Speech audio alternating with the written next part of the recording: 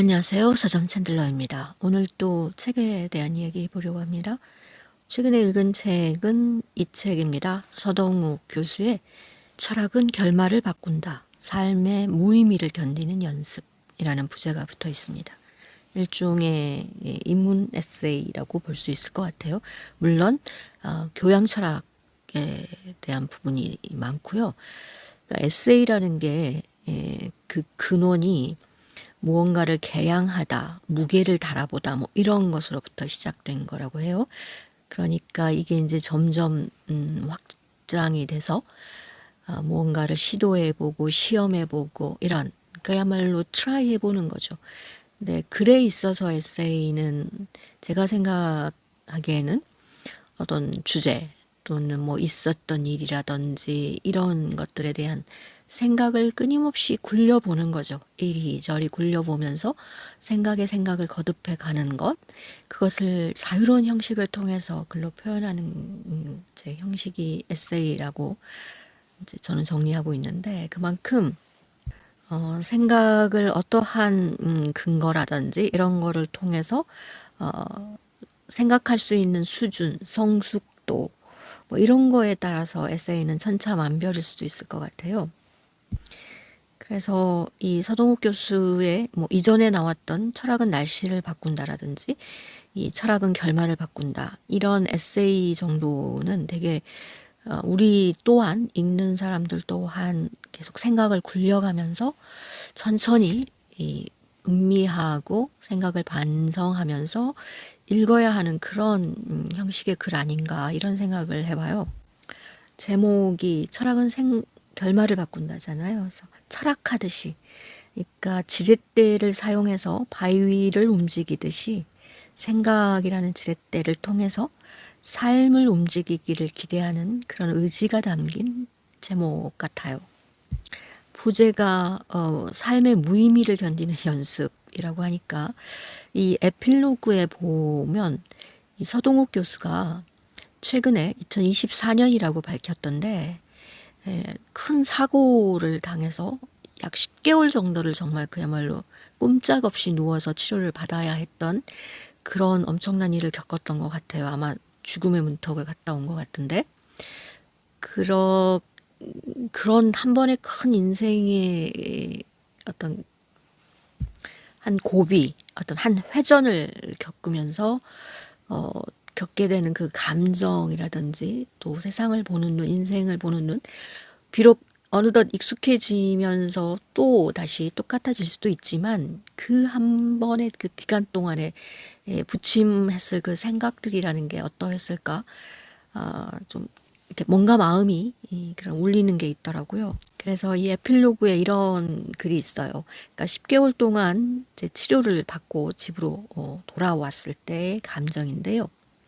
10개월 만에 만난 동물 친구가 이전과 똑같은 방식으로 나를 대한다는 것은 감사할 일이고 감동적이다. 인간은 평생 갈피를 못 잡지만 동물은 완성된 생활의 형식을 반복하며 평생 평온하다. 물론 인간의 눈으로 동물을 바라보니 뭐 그럴 수밖에 없겠지만 여기서 인간은 평생 갈피를 못 잡지만 이 문장에서 마음이 좀 울컥하더라고요. 이게 왠지 위로가 되는 거예요. 그래, 인간은 평생 부침하고 정말 갈피 못 잡는 흔들리는 마음을 가지고 살지. 이런 대비 그리고 대꾸를 통해서 인간으로서의 고단함을 긍정하고 또 항상 좋지만은 않은, 항상 좋으려 노력하느라 뭔가 자신을 갉아먹는 그런 것도 가급적이면 줄이자. 되려면 저절로 된다라고 저는 생각해요. 노력도 저절로 노력하게 돼요. 저는 이제 결정론자에 가까운데 저는 인생은 그 사람이 가지고 태어난 어떤 성격이라든지 기질 이런 것들에 의해서 어느 정도는 결정된 길을 간다고 생각하는 사람이에요. 다만 어떤 결말이 나와 있는지는 모르는 거죠. 언제 어떤 방식으로 그 결말이 모습을 드러낼지는 모르는 거라서 어쩔 수 없이 인간은 노력해야 하고 살아갈 수밖에 없는데, 나의 결말이 조금이라도 내가 바라는 대로 되기를 희망하는 그런 마음으로 살아갈 수밖에 없는 거 아닌가? 뭐 이런 생각을 또 해봅니다. 소동욱 교수는 저 어릴 때에는 정말 난해한 책들, 철학책들의 번역가 또 저술가로서만 만났었는데 어느 순간부터 이분이 시를 쓰고 그래서 시인이 되고 또 이런 다분히 인문학적이고 문학적인 글들을 쓰시는 대중적인 작가처럼 다가와 있더라고요. 그리고 이 정도의 아주 다양한 주제와 관심사나 벌어졌던 일들을 가지고 다루는 그 솜씨를 보면 이 정도의 책을 쓰기 위해서는 그 전에 날씨를 바꾼다조차도 이 정도의 글을 쓰기 위해서는 얼마나 자신이 평소에 독서라든지 그 독서에 대한 기록 방식이라든지 자료라든지 이런 것들을 수집하고 그것을 분류해서 체계적으로 자기가 쓰고자 할 때 언제든지 꺼내서 쓸 수 있도록 그런 체계적인 작업을 해놓지 않으면 사실 이런 글을 이렇게 쓰기가 쉽지 않을 것 같거든요. 그래서 이런 거는 정말 한번 배워보고 싶어요. 그러니까 정말 체계적인 어떤 마인드 시스템이 일단 자기 그 기재 속에 있어야 될 것 같고 명민해야 되고 부지런해야만 이런 게 가능할 것 같거든요. 좀 그런 점이 되게 더 저는 궁금했어요. 어떻게 기록하고 분류하면서 쓰는 걸까? 그래서 여기 나온 글들이 다 대체로 저는 좋았고 흥미로웠지만 그 중에서 에피쿠로스의 정신이라는 글이 있어요. 이 글을 좀 주목해서 읽었는데요. 에피쿠로스 철학은 저도 많이 이 영상으로도 만든 바 있고 다룬 게 있더라고요. 그럼에도 불구하고 제가 에피쿠로스 철학을 깊이 생각해 보려고 별로 하지 않았어요. 이게 이제 그러니까 그랬는데 또다시 에피쿠로스를 만나게 된 거예요. 제가 예전에 영상으로도 만든 스티븐 그린블렛의 1417년 근대의 탄생이 다시 언급이 됩니다. 이 책에서 나오는 그러니까 르네상스 여명 전에 한 수도사가 로마 시대의 철학자인 루크레티우스의 잊혀졌던 책, 말로만 떠들던 사물의 본성에 관하여라는 책을 발견하고 그 책으로 인해서 중세가 문을 닫고 르네상스를 연 그런 중대한 하나의 사건으로 보면서 그걸 그 시대의 어떤 전경이라든지 이런 걸 펼쳐 보여주는 책이 바로 그린블렛의 그 책이었는데 이 책이 다시 나오면서 이번에는 에피쿠로스의 정신을 기존의 것들에서 벗어나려는 현대의 전위적 정신들을 이끄는 이름 에피쿠로스이며 에피쿠로스의 정신을 이해한다는 것은 현대의 정신을 이해한다는 것이다 라고 서동욱 교수는 이야기를 합니다. 그러면서 그 근거들로 마르크스와 니체와 쉘링의 예를 듭니다. 모두 다 그야말로 근대 철학의 문을 연 사상가들이라고 여겨지는 인물들인데요. 마르크스는 박사학위를 데모크리토스와 에피쿠로스의 자연 철학의 차이라는 것으로 학위 논문을 받았다는 거죠. 저 예전에도 이게 되게 궁금했었어요. 마르크스의 박사학위 논문이 고대 유물론주의자들 그리고 에피쿠로스는 쾌락주의자라고 알려진 이게 마르크스를 자극했다는 점이 되게 신기했지만 그때도 깊이 알아볼 생각을 별로 하지 않았어요. 되게 신기하네. 마르크스가 박사학위를 이걸로 받았네? 라고 넘어갔죠. 루크레티우스의 사물의 본성에 관하여라는 책은 바로 에피쿠로스 철학을 집대성해 후세에 물려주는 작품인 것이다. 고대와 중세가 플라톤과 아리스토텔레스의 것이라면 현대는 에피쿠로스의 것이다. 그래서 플라톤과 에피쿠로스의 가장 중요한 차이점은 영혼 불멸에 대한 인정과 부정이라는 거죠. 에피쿠로스에게는 육체가 죽은 뒤에도 영원히 살아남은 영혼이 따로 있는 것이 아니라 모든 것은 물질일 뿐이다. 이 사실은 죽음의 공포에서 우리를 자유롭게 해준다. 내가 살아있을 때 죽음은 나와 무관하고 내가 죽어 사라졌을 때 죽음은 이미 사라진 나를 괴롭히지 못하기 때문이다.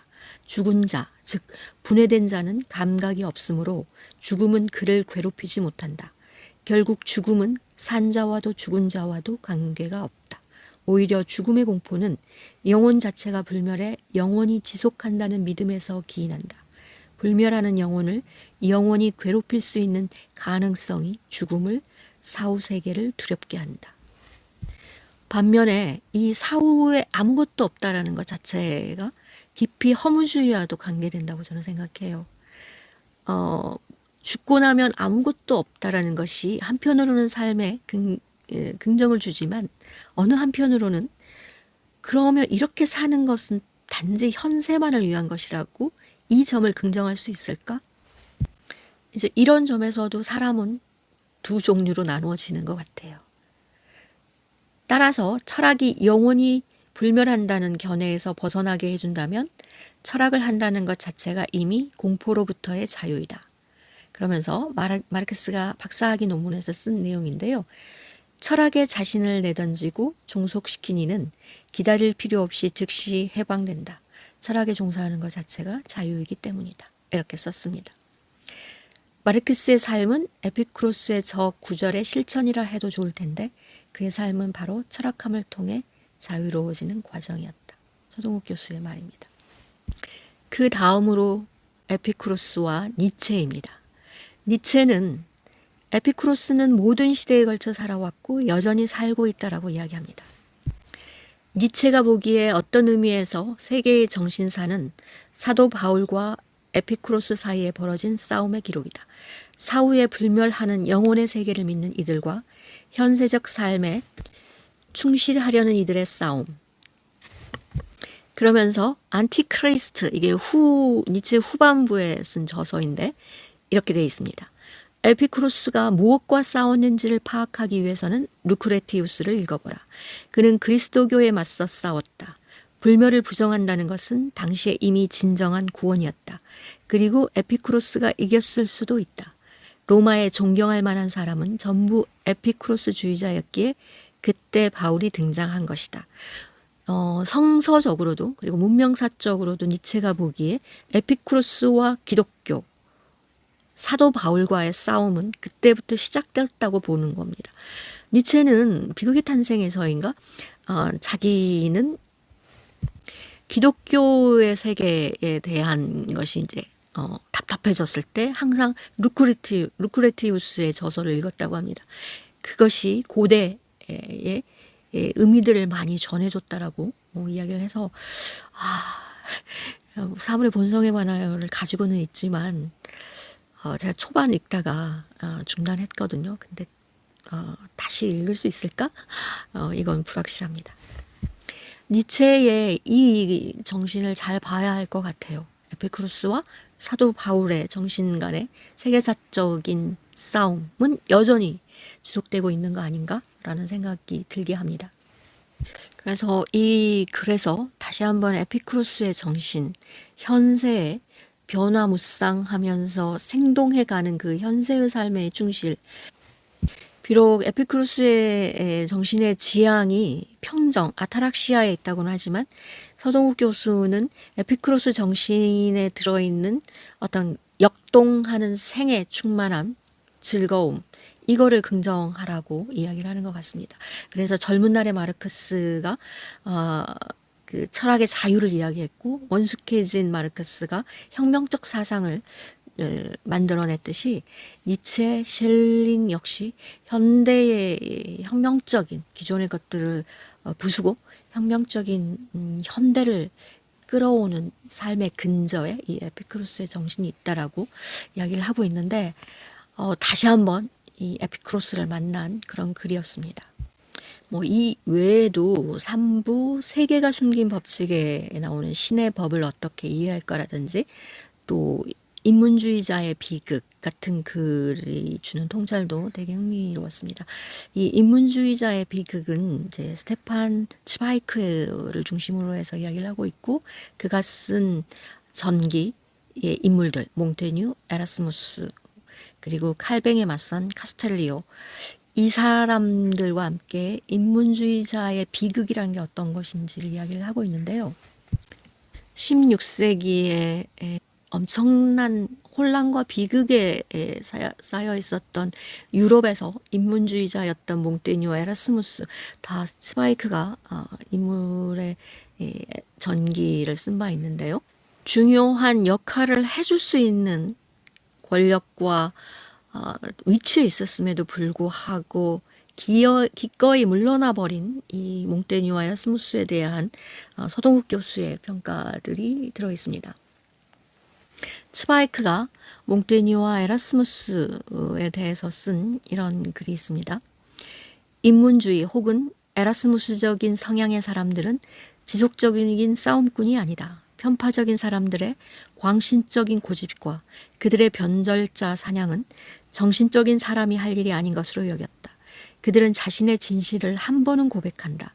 그러나 자신의 세계관을 알리고 난 다음에는 자신의 생각만이 유일하게 옳고 타당하다고 언제까지나 선전하듯이 세상을 설득하려고 애쓰는 일은 불필요하다고 여기는 것이다. 그래서 집요한 천성을 지닌 광기 어린 권력자는 언제나 인문주의자를 이긴다. 이렇게 서동욱 교수는 쓰는데요. 스파이크 역시 결국 유럽을 떠나 저 먼 브라질에 가서 결국은 자신의 삶을 스스로 마감하는 그런 비극을 여전히 닮았다는 점을 서동욱 교수는 또 이야기를 하고 있습니다. 우리의 역사를 봐도 그렇잖아요. 서동욱 교수가 말하는 집요한 천성을 지닌 광기 어린 권력자는 언제나 인문주의자를 이긴다. 수많은 자들이 우리나라 역사에서도 희생당해 왔는데 그들은 어떤 사람이었을까? 광기 어린 권력자보다는 보다 더 인문주의자에 가까웠다고 생각합니다.